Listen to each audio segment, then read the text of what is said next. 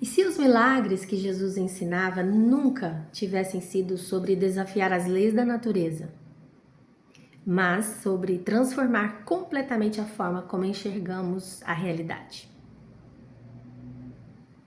Porque quando a maioria das pessoas escuta a palavra milagre, imediatamente pensam em algo sobrenatural.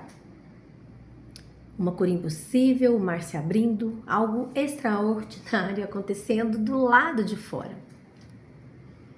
Quando começamos a ler aqui o capítulo 1 do livro Um Curso em Milagres, principalmente a seção 1, com o título de O Significado dos Milagres, percebemos que o livro está falando de uma coisa totalmente diferente. E sinceramente, foi isso que me chamou a atenção quando eu comecei a ler esse livro, porque o texto praticamente ele desmonta a ideia tradicional de milagre como espetáculo. E ele trata o milagre como uma mudança de percepção, uma transformação da consciência, ou seja, o milagre acontece quando a mente deixa de enxergar através do medo e começa a enxergar através do amor. É exatamente por isso que várias falas de Jesus começam a ganhar uma profundidade aqui completamente diferente quando a gente lê esse primeiro capítulo. Porque, no fundo, Jesus também parecia tentar mudar a maneira como as pessoas enxergavam a realidade. Aqui no princípio 1 diz assim: não há ordem de dificuldades em milagres. Um não é mais difícil nem maior do que o outro. Todos são o mesmo. Todas as expressões de amor são máximas. Não há ordem de dificuldade em milagres. É forte, não é? Porque para a mente humana existem problemas grandes e pequenos, mas para Deus, ou para uma consciência alinhada ao amor, essa lógica é diferente. Porque vivemos, classificando o sofrimento como terrível, grave, pequeno ou grande, dependendo de quem está sofrendo, a gente julga que o nosso sofrimento sempre é maior do que o do outro. Que talvez uma situação não tenha solução, não é assim?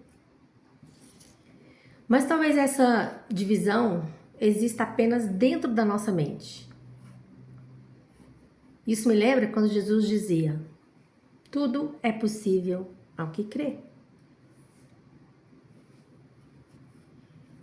Cristo constantemente quebrava os limites mentais das pessoas. Ele não enxergava impossibilidades na forma com que ele enxergava, o mundo.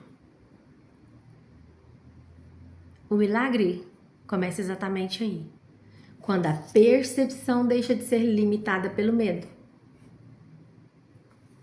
No princípio 7 está escrito assim: milagres são um direito de todos, antes, porém, a purificação é necessária. O livro não está dizendo que milagres pertencem a pessoas especiais. Não está falando de elite espiritual. Ele está dizendo que todos têm acesso aos milagres. Porém, algo precisa acontecer antes, que é a purificação da mente. E aqui muita gente pode entender errado, porque quando ouvimos falar sobre purificação, pensamos em ritual, em perfeição moral, em religiosidade externa. Mas o próprio contexto do livro mostra que essa purificação tem que acontecer dentro da consciência, que é a limpeza do medo, do ressentimento, da culpa, do julgamento, da separação. E quando a gente olha para os evangelhos, Jesus falava isso o tempo inteiro. Ele constantemente confrontava pessoas que pareciam corretas por fora, mas estavam cheias de conflito por dentro. Eu ouso a dizer que a verdadeira purificação seja justamente voltar ao amor. E isso conecta diretamente, né, com outra passagem muito poderosa da Bíblia, que fala o que do amor? No amor não há temor. Antes, o perfeito amor lança fora todo medo. Aqui as ideias começam a se encontrar, porque o livro insiste o tempo inteiro que o medo distorce a percepção. E, sinceramente, olha para a vida real.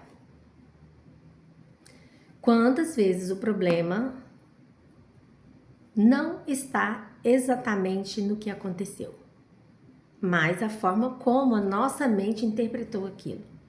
Existe uma frase que diz assim: não importa o que fizeram com você, importa o que você fez com o que fizeram com você. Então, duas pessoas passam, por exemplo, pela mesma situação. Uma pode afundar completamente, enquanto a outra consegue atravessar aquilo com força. O que você acha que mudou? A percepção. É isso que o milagre corrige, a nossa percepção. Antes de ler o princípio 23 aqui, deixa eu tomar aqui uma água, porque minha garganta começou a arranhar.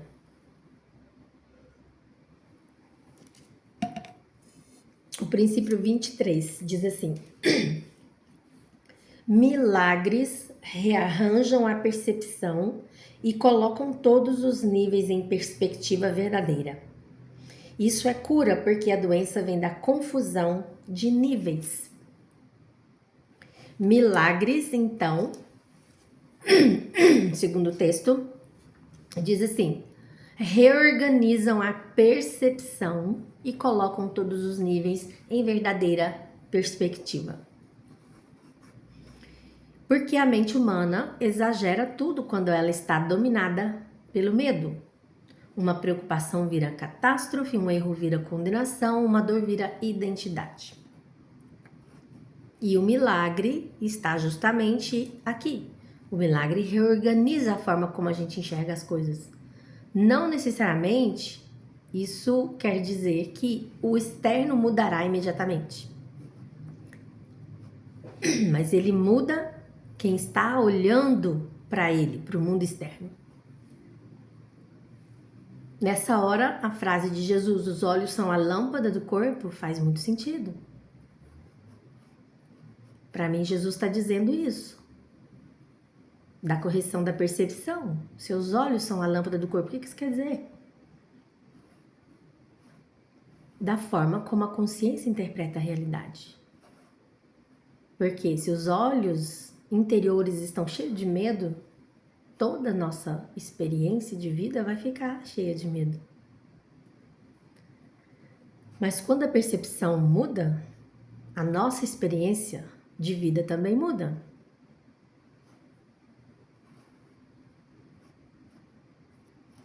Uma coisa que fica claro nesse capítulo, que é um tema central da Bíblia, é que o livro não coloca o amor como emoção romântica. Ele aparece como um estado de consciência, como uma forma correta de perceber. O princípio 18 vai falar assim: um milagre é um serviço. É o serviço máximo que podes prestar a um outro. É uma forma de amar o teu próximo como a ti mesmo.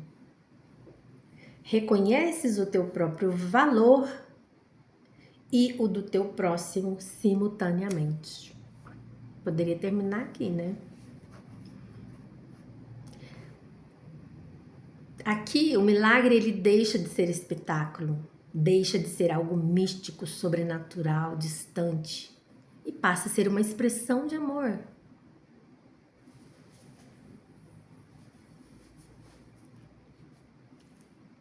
O milagre é uma forma de amar o teu próximo como a ti mesmo.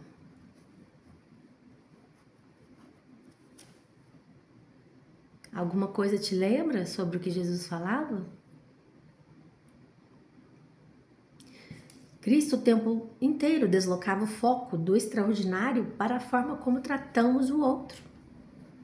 Às vezes a gente pensa em milagre como algo gigantesco, mas talvez existam milagres acontecendo em coisas aparentemente simples. Uma palavra que impede alguém de desistir, um perdão que interrompe um ciclo de dor, uma presença, né, a sua presença que pode acolher alguém num momento de dificuldade. Para mim, o milagre é exatamente esse movimento onde o amor entra e o medo perde força.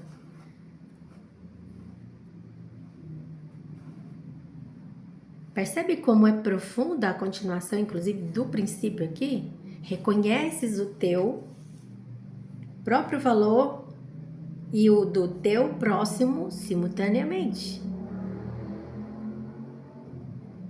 Normalmente, o ego funciona através da separação. Ou eu me coloco acima de alguém, ou eu me coloco abaixo. Ou até mesmo em competição. Mas o amor verdadeiro reconhece valor nos dois lados. Não foi isso que Jesus disse? Ama o teu próximo como a ti mesmo? E daí eu concluo que quando existe amor verdadeiro, não existe separação? Vou ler o princípio 29 aqui, que diz o seguinte: milagres louvam a Deus através de ti. Eles o louvam, honrando suas criações, afirmando que são perfeitas.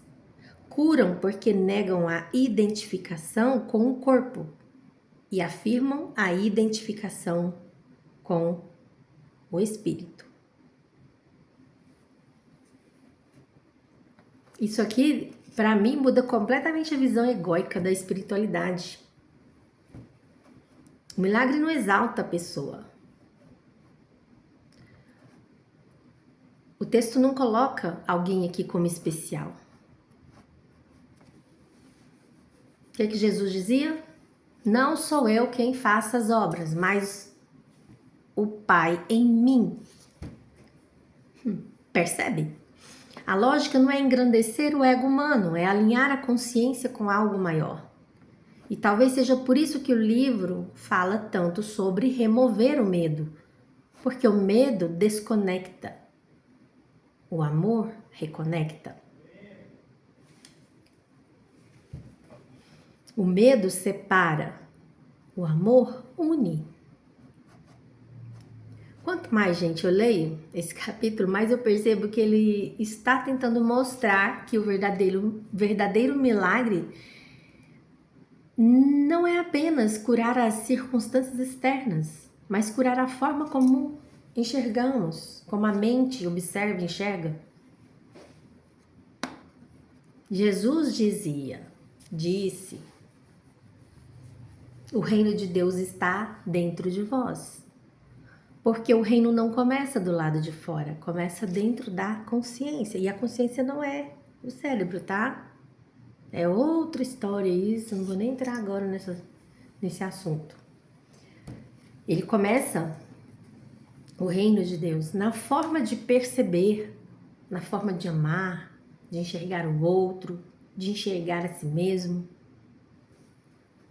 No fundo, tanto os evangelhos quanto o livro Um Curso em Milagres parecem apontar para a mesma direção espiritual.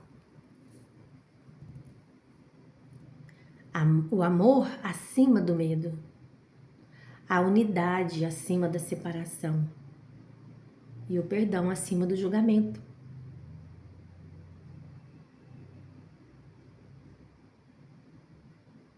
O verdadeiro milagre nunca foi apenas mudar acontecimentos.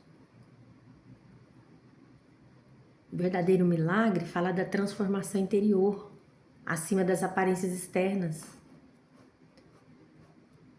É mudar a consciência de quem vive esses acontecimentos. Creio que é exatamente aí que tudo começa a mudar. Antes de encerrar, eu quero dizer que se você tem o livro e deseja fazer uma leitura aí mais profunda e organizada, eu deixei aqui na descrição 2 materiais de apoio que vão te ajudar muito nessa jornada. Eles estão aí disponíveis através de uma contribuição, tá, simbólica a partir de R$5. Claro, você pode contribuir com o valor que você quiser, acima de R$5. Por quê? Além de você estar me ajudando, né? Essa também é uma forma de apoiar aqui o canal, para que eu continue fazendo esse conteúdo. Não é fácil fazer esse conteúdo aqui para vocês. Às vezes eu fico um dia inteiro para gravar um vídeo, para fazer o estudo, né? Correlacionar tudo e gravar o vídeo. Eu optei por não editar mais os meus vídeos, então eu faço aqui em tempo real. Muitas vezes vocês vão ver que eu erro na hora que eu falo, mas eu não vou cortar e não vou, sabe? Eu vou gravar e subir o vídeo.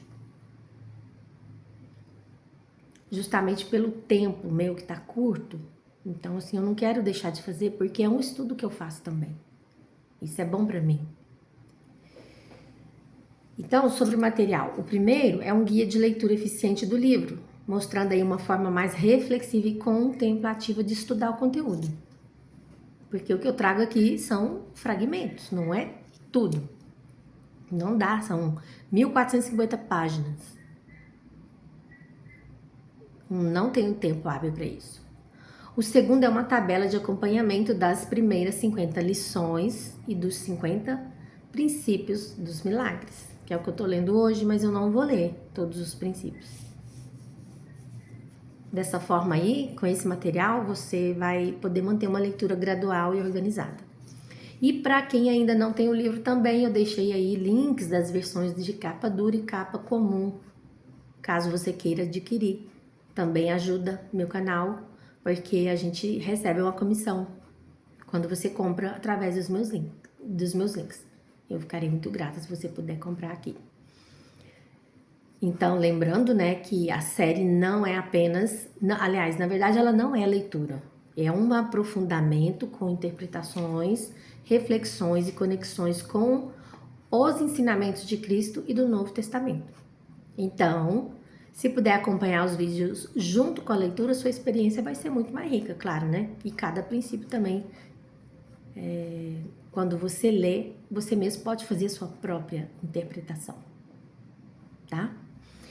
Acesse os links na descrição, baixe os materiais aí e eu quero muito te agradecer por estar aqui e apoiar esse trabalho. Gratidão.